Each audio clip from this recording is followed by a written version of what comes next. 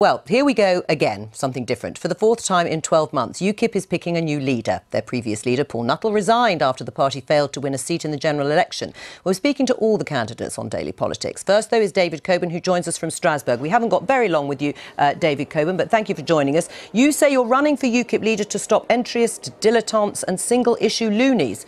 What do you mean by that? Well, what I am doing is I'm hoping that Nigel's going to stand. My hope is that Nigel Farage is going to be our leader again.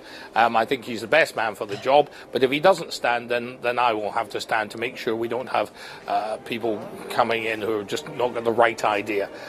We want to go back to good old-fashioned UKIP, which is, Nigel had working beautifully, and we want to have that again, not this nonsense. Well, at the risk of sounding like Brenda during the general election campaign, Nigel, again? Yes. Well, I regret that he ever left in the first place, quite frankly, but I'm hoping that he will stand. But if he doesn't, then I will be standing. I want to make sure that we offer what we've always offered, which is that the ordinary working guy and girl, give them a good run for their money, make sure they get treated fairly, keep taxes low, make sure that we get Brexit. We've seen what's happened with the Conservative Party. It's disintegrating, and this ridiculous election they've had has resulted in disaster. Right. So obviously we've got to be there to make sure things go through. Theresa May, of course, is still there. Well, just very briefly, before we have to let you go, Doka, was Paul Nuttall right to resign?